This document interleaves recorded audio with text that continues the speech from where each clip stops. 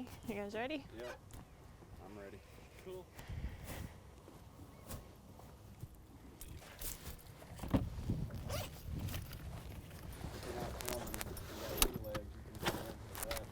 It's here. It's like in here.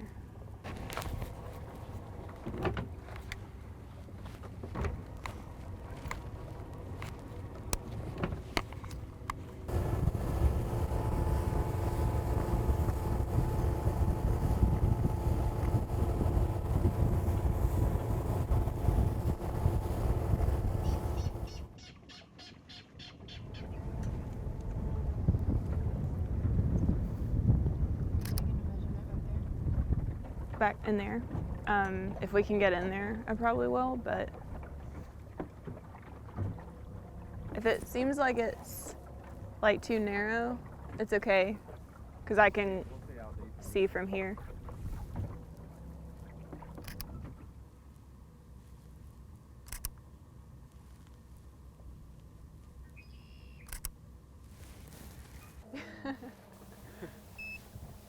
So the salinity data is just preliminary measurements to help us decide where to place our long-term loggers. We're going to separate the sites at each study area. There are going to be 3 study areas with several sites, which are going to range from like high salinity to medium salinity to low salinity.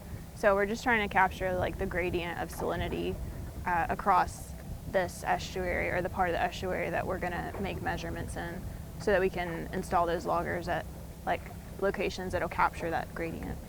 So they will record conductivity and salinity at intervals which we'll set to like maybe like 5 minutes over the course of an entire year, so that we can capture like seasonal variability, daily variability, and look at like probably most important are going to be the maximum levels of salinity, which is a stressor for most of the vegetation that exists in these estuaries. So that way we'll be able to look at how the marsh vegetation sort of behaves when it's stressed with different levels of salinity.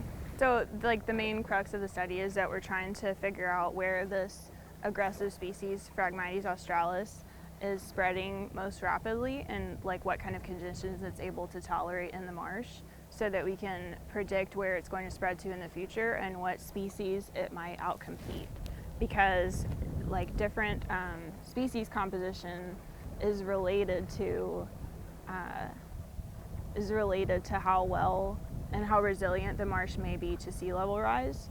So for instance, if a lot of these areas colonized by Phragmites experience dieback in the future, maybe due to like higher salinity levels or a storm event, then we may have like gaps in the marsh that prevent the marsh sediments from being held in place. That's just like a hypothetical situation, but just an example of why it's important to know the tolerances of these species in terms of tidal inundation, salinity, and other factors that we're going to measure.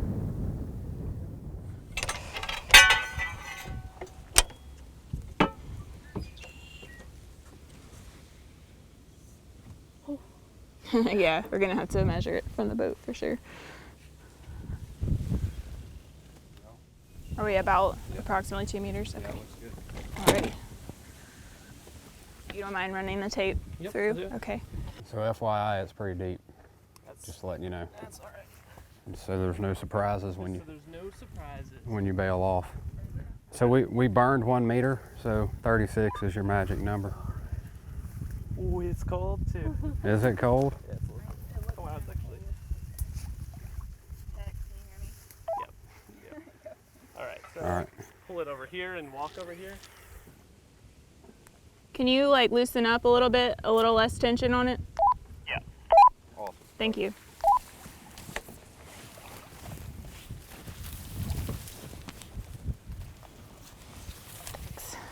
Okay. Yeah, so this equipment here, it allows us to measure positioning at a really fine precision. We're actually networked into, our center has a network of continuously operating reference stations, and what that is permanently installed GNSS stations across the state of Mississippi. And so they're there 24 hours, 7 days a week, gathering data in 1 second intervals. So we're actually networked in with that gear with this piece of equipment, and that allows us to measure positioning, X, Y, Z, latitude, longitude, elevation, to the tune of a couple centimeters, right around 2 centimeters. So that's the story behind this thing. So basically those stations are observing the same satellites that this is observing, and so we're able to remove certain error in the GNSS measurement by using both the continuously operating reference station positions and the position we're measuring here. And that's hugely important because in these environments, very subtle differences in elevation can make all the difference as far as what types of vegetation we see. So changes on the order of just a couple centimeters can oftentimes result in differing vegetation. So what you need. I have to take this off.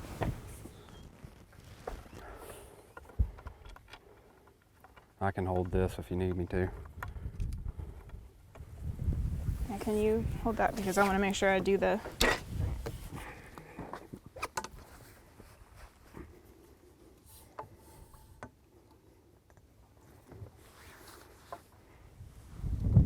Okay, so I'm at 1001. It's going to be water. You good? Yep. If you're checked on your IMU. Yep. Observation stored. So 1002 will be at a half meter.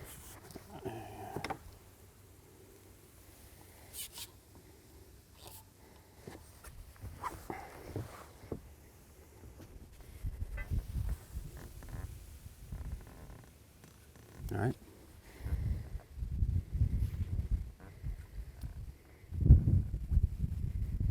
So our horizontal precision is 7 millimeters and vertical is 10 millimeters, 1 centimeter.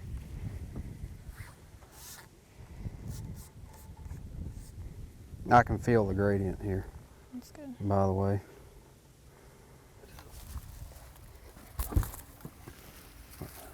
I'm good. Alright, let me all stand back. Okay. Here. Observation stored. Okay. Oh, okay.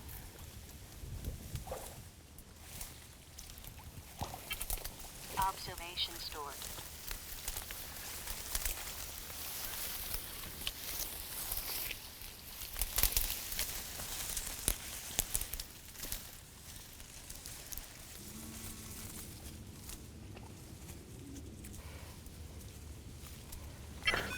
Observation stored. I love your hat, Sydney. Still seeing that.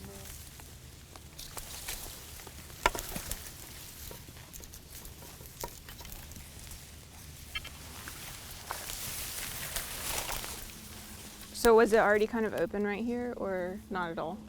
It was a little bit open, like kind of this way. Observation stored. Over the next meter or so, like how abruptly you can like feel the elevation rise with the water, and then also like how the vegetation has changed so quickly, like all of a sudden we're like co-dominant with Juncus and we're about to move out of the edge of the patch right at this large change in slope. So that's one of the things that we're going to look at, is how the slope of the topography is related to the species composition on the landscape site. In fact, a lot of times you'll see Phragmites on like the edge of a wooded area as it transitions from like wooded vegetation to marsh. So it's sort of an opportunistic species. But this study is specifically looking at the low and intermediate marsh elevation zones, so we won't be measuring in those areas necessarily. Where did you take that? That 10? Right here's 10. Observation stored. Yeah, Phragmites there. I think once we get to